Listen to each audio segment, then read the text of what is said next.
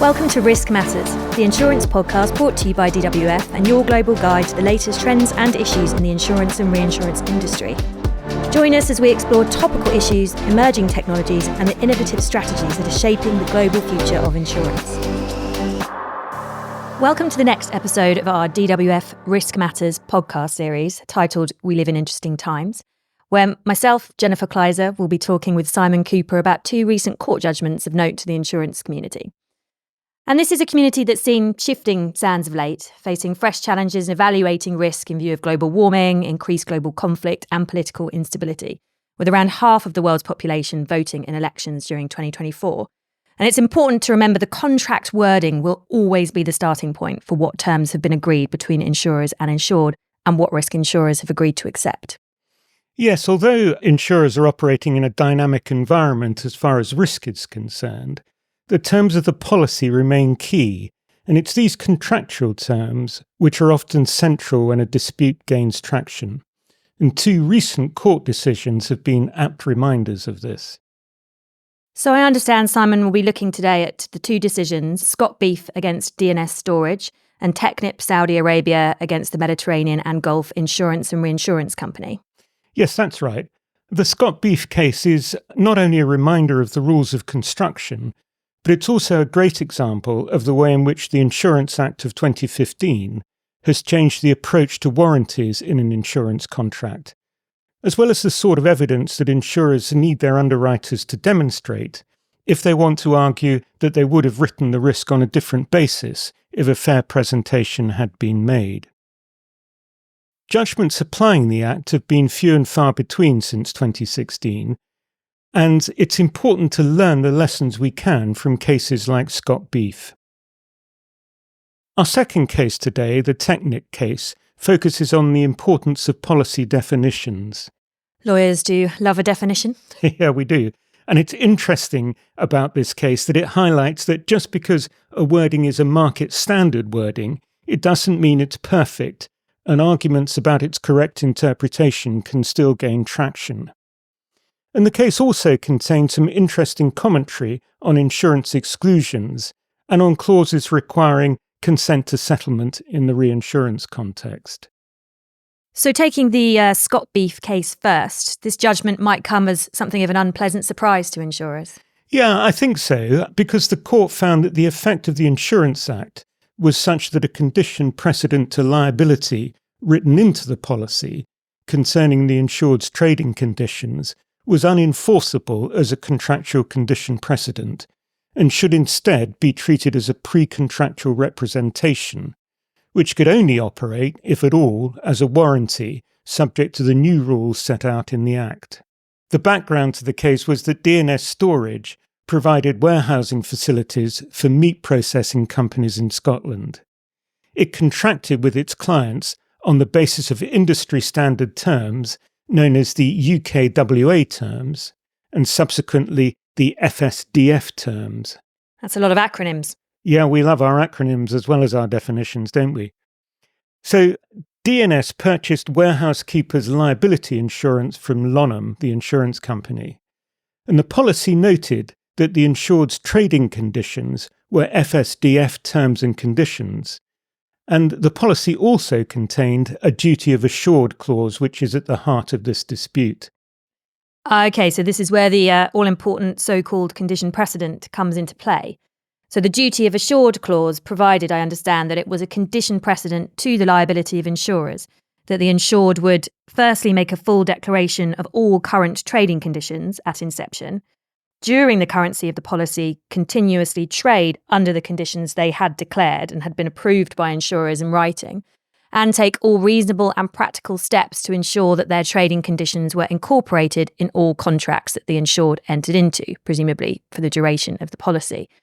I mean, that seems fairly clear drafting to me.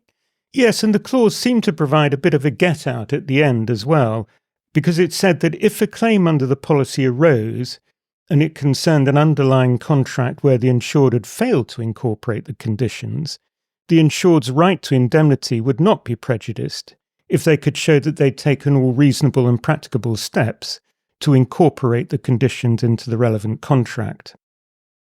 The difficulty arose because there was a clause later in the wording, I think it was a couple of pages further on, that set out the effect of a breach of this condition precedent.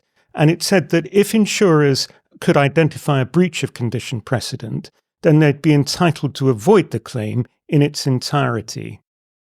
And how did the claim that was the subject of this dispute arise? What were the facts? Well, DNS made a claim following allegations against it by Scott Beef, which was a red meat product provider, as its name might suggest. And Scott Beef alleged that meat had been inadequately stored in the DNS warehouses and had therefore become damaged. And whilst the claim was being investigated by the insurers, it transpired that DNS's contract with Scott Beef was not on the SFDF terms and conditions, as had been required by the insurance contract. And on that basis, insurers rejected the claim, and they said there had been a breach of the condition precedent set out in the duty of assured clause. And given the drafting of that clause was pretty clear, how did the insured try and argue that the claim should still be paid? Well, DNS's case was that the requirement of the duty of assured clause were not, on their true construction, conditions precedent, but instead were pre-contractual representations, and the court agreed with that argument. And looking at the requirements of the duty of assured clause, the court felt that although these were badged as conditions precedent, so insurers had described them as condition precedent in the actual contract, that wasn't conclusive, and the clauses could be properly interpreted as pre-contractual representations which had intended to be incorporated into the contract. And that was partly because they represented promises by the insured about the situation at inception, where they declared that all trading conditions then in use satisfied various criteria. And then they said that they would only trade under those conditions for the duration of the policy. Of course, if these requirements were indeed pre-contractual representations rather than conditions precedent, then the only way for them to be enforced once the contract had been entered into is for them to be treated as warranties by the insured for the purposes of the contract. But the Insurance Act has obviously changed the way warranties are treated in insurance contracts. Yes, that's right, because Section 9 of the Insurance Act states that a pre-contractual representation can't automatically be turned into a warranty, and any attempt to do so in the wording, for example by a basis of contract clause, will be unenforceable. There was a bit more of a debate about the third part of the clause, which requires the insured to take reasonable steps to ensure that conditions are incorporated into the contract the insurers entered into on an ongoing basis, as well as in contracts that existed at the time that the policy was entered into. But the court held that this couldn't be relied upon as a freestanding condition precedent to liability, as it didn't comply with the transparency requirements of the Insurance Act. Yes. So where you have a clause that puts the insured in a worse position than would have been the case under the Act, you have to make sure the clause is drafted in a clear and unambiguous way, and also draw the attention of the insured specifically to the relevant clause prior to the policy being entered into. Yes, that's right. And none of those conditions had been satisfied here. And they needed to be because the third part of the duty of assured clause entitled insurers to reject a claim unless the insured took all reasonable and practicable steps to ensure that their trading conditions were incorporated into the contracts they entered into. If the wording was allowed to stand as is, the insured would be in a worse position than under the Act, which provides that insurers will only be off risk for a breach of warranty while the insured is in breach, and once the breach has been remedied, cover will be restored. And it's also the case under the new Act that a breach of warranty or a condition precedent can be disregarded altogether under Section 11 if the warranty is intended to reduce the risk of loss of a particular kind, in a particular place, or at a particular location, and if breach of the warranty didn't increase the likelihood of the loss which actually occurring. So for the clause to be effective, the Section 17 transparency requirements had to be adhered to, and as the judge found, they hadn't been. So presumably that left insurers with only an argument for breach of the duty of fair presentation under Section 3 on the basis that the insured had misrepresented its trading practices during placement. Yes, that's right. And as you know, if insurers want to argue that there's been a breach of the duty of fair presentation, they have two choices. They can either try and make an argument that the breach was deliberate or reckless, and if they do that, they'd be entitled to avoid the policy from inception and keep the premium. Alternatively, as here, they can argue that the breach was not deliberate or reckless, and in those circumstances, their remedy will depend on what the actual underwriter would have done if he or she had received a fair presentation of the risk at placement. So, for example, if the actual underwriter says that he or she would not have written the risk and can establish that on the balance of probabilities, then the contract will be treated as void. Alternatively, if the underwriter's evidence is that they would have written the risk on different terms, then those terms will be incorporated into the contract from inception. But in order to prove what the underwriter would have done under different circumstances, insurers will, if possible, need evidence from that underwriter because it's a subjective test. And if that underwriter isn't available, as unfortunately for insurers was the case here, then they'll need evidence such as applicable underwriting guidelines, evidence of corporate practice from more senior underwriters of the class in question, or evidence from someone with previous experience of the account. In this case, as I say, the original underwriter wasn't available to give evidence, and so insurers relied on evidence from the underwriter who'd been responsible for writing the risk in previous years. And that underwriter claimed that insurers had always based their underwriting decisions for this risk on the assumption that the standard terms would apply to the contract between the insured and its customers. And her case was that if insurers had been told that the insured was not always applying those standard terms, insurers would have declined the risk completely. It seems like quite a lot rests on that evidence that you put forward as to what the underwriter's decision would have been.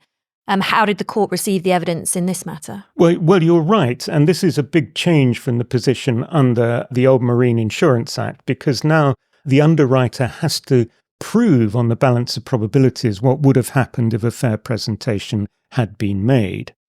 And in this case, the underwriter accepted under cross-examination that important provisions of the standard terms, and particularly the provisions relating to limits of liability in the original contract between the insured and its customers, could have been incorporated into the insurance itself. But nonetheless, she still maintained that the risk would not have been written without the representation by the insured that standard terms were being applied.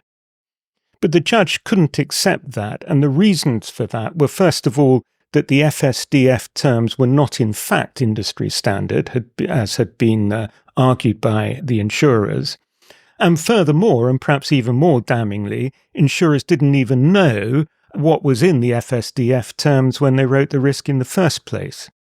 And finally, as the underwriter conceded in cross-examination, the judge found that important provisions of the FSDF terms could have been incorporated into the insurance had insurers actually considered them to be important, and they hadn't done that. And all of that undermined the case that underwriters' decision to participate in the risk was determined by the insured's representation that they would always incorporate these terms into their underlying contract. And on that basis, then, the judge found that insurers had failed to show that they wouldn't have written the contract at all had a fair presentation been made, and they therefore weren't entitled to avoid the risk and had to pay the underlying loss.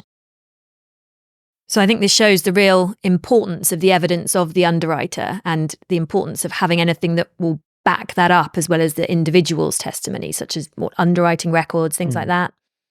Yeah, I agree. And it's an important reminder of the significance of maintaining clear underwriting records and internal underwriting guidelines so that insurers are in a strong position to prove what it is that they would have done had a fair presentation been made. And often they may be required to give that evidence some years down the line. And if it's not supported by documentation, obviously that can be difficult. Let's move on then to our second case we're discussing in this podcast, the Technip Saudi Arabia against the Mediterranean and Gulf Insurance and Reinsurance Company matter. So just looking at the facts of this one, so Technip, which was the insured, contracted to carry out work on offshore assets which were owned by a joint venture company. And I understand that as part of the transaction, Technip entered into a standard form all risks insurance policy covering offshore construction in the form of an amended Wellcar 2001 offshore construction project policy, so kind of a standard term policy. And the JV company and the other contractors were also insured under this same policy. Now, in terms of the facts that led to the loss, so whilst the offshore works were underway, a vessel that Technip had chartered collided with an unmanned offshore wellhead that was owned by the JV company. Technip claimed on the policy, but I understand insurers rejected liability. And on that basis, they advised Technip to act as a prudent uninsured in their discussions with the JV company about the loss. And Technip, accordingly went on to do just that and negotiate a settlement of $25 million. Once that settlement had been agreed, the insured once again approached insurers for indemnity under the policy, and cover was once more rejected, this time on the basis that the loss was excluded. But they also raised the argument that Technip had failed to obtain insurers' consent to the settlement, which I understand was a requirement of the policy. So let's have a look at the exclusion point in the first instance.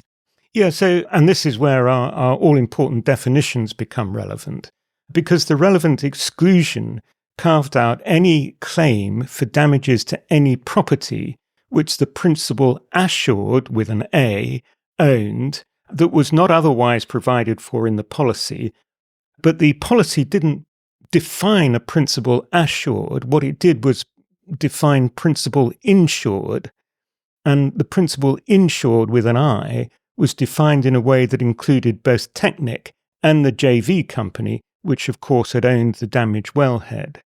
Okay, so slightly different terminology, principal insured versus principal assured, where only principal insured is defined. That's right. And the policy furthermore distinguished between principal insureds and other insureds, which was also a defined term in the policy and referred to another category of insureds who were covered by the policy, presumably to a lesser extent or for lesser covers or lesser amounts. So the insurers argued that the principal assured in the exclusion should have the same meaning as the defined term principal insureds, and that meant, of course, that the exclusion would bite because the property which had been damaged was the property owned by one of the principal assureds, in other words, the JV company.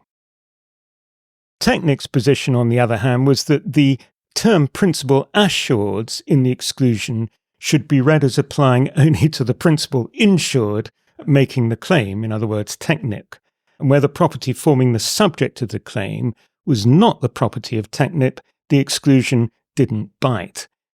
So all of this turns on whether you use an A or an I, which is the sort of point that lawyers love and everyone else thinks is probably rather silly. But nonetheless, £25 million or US dollars turned on this one issue.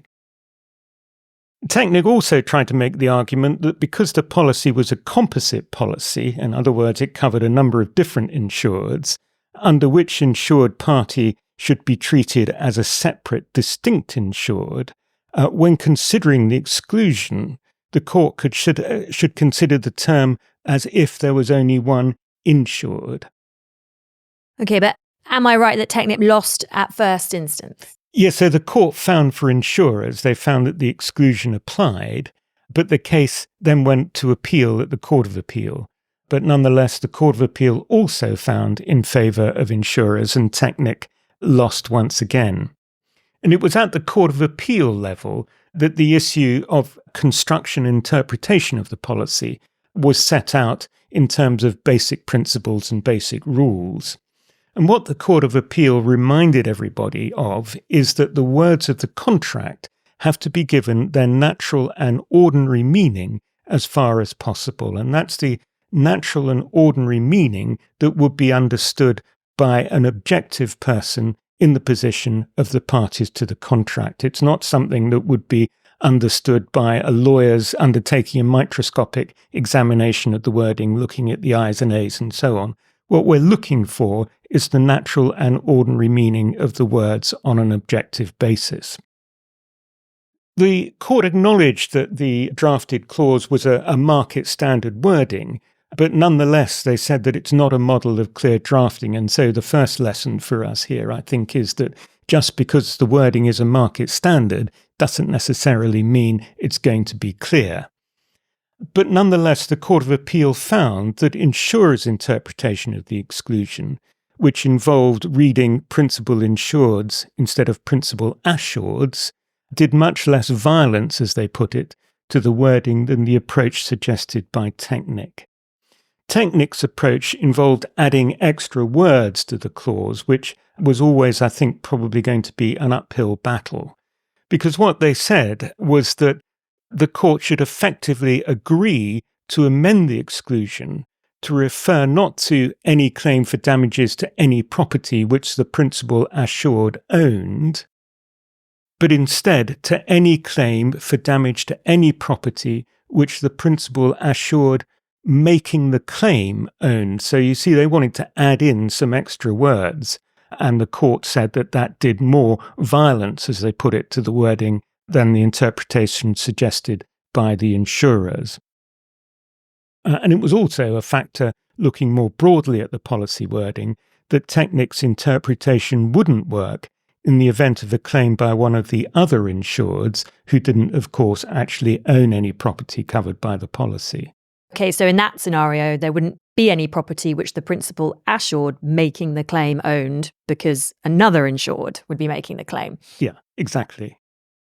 So did the fact that this was, you mentioned earlier, it's a composite policy, it covers a number of named insureds, as we discussed earlier, but each should be treated distinctly. Did that argument hold any sway? No, it didn't. I mean, that was an argument that Technic tried to make, as you know, but the approach to the exclusion would be the same whether this was a composite policy or not. And what about the consent to settlement point?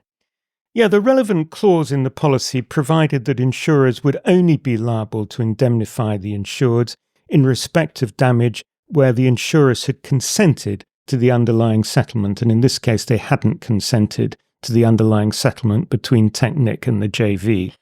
But insurers had rejected the claim, if I remember correctly, and then told Technic to behave as a prudent uninsured. Can they really rely on a consent to settle clause in those circumstances? Well, the answer to that's no. The court found that insurers had either waived their right to rely on the consent to settle clause or were stopped from doing so because of their denial of coverage earlier. So insurers couldn't effectively have their cake and eat it. And do these findings about the consent to settle clause still apply where the case had already been resolved on the basis of the exclusion? There was no cover anyway. Well, strictly speaking, the judge's comments on the point are non-binding on other judges, but they're still certainly persuasive and they'll be taken into account by courts facing similar issues in the future. So just in terms of kind of takeaways from those two cases, and some of these I think are reminders of things we already know, but just have been hammered home by the court again. So make sure a clause has the effect that you want it to based on the drafting. So labelling a condition precedent doesn't by itself make the clause a condition precedent. You know, it's the substance rather than the label, that old story. And I think this is also a salutary reminder about the transparency requirements under the Act. If you want the clause to do something more than the Act itself allows, just make sure you're ticking those section 16 and 17 boxes. As I understand it, we talked about this earlier, keep clear underwriting records. It's one of those things that probably seems like another job at the time, but if you do find yourself, as you said, potentially years later, wanting to make out a breach of fair presentation argument, you're going to need to have that evidence to back it up.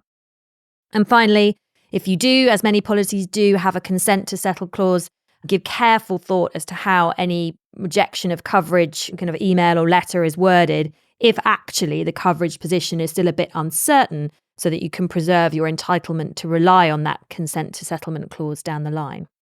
Yeah, I agree with all of that. And I think more generally, these cases illustrate that wordings are dynamic or should be considered dynamic because the nature of risk is always changing because the legal and commercial background is evolving. So we've seen, for example, in our first case, the Scott Beef case, a failure by insurers to respond properly, arguably, to the effects of the Insurance Act. And one needs to bear in mind, therefore, that the legal background to your wordings is always evolving. And it's important on that basis to review existing wordings regularly to ensure they remain up to date and fit for purpose. And that is the position whether they're market standard clauses or other bespoke products, because it's interesting here that in our second case, the Technic case, the court was concerned with a market standard wording, but nonetheless found it to be poorly drafted and in many ways not really fit for purpose in the circumstances of this loss. So new wordings and clauses should be prepared on the basis of existing circumstances and not just on what's gone before. Interesting times indeed. Yep. So thanks to anyone who's listening, and please do join us for the next episode in our Risk Matters podcast series. Thank you for listening to Risk Matters, the DWF Insurance podcast. We hope you join us again soon for future podcasts in our series.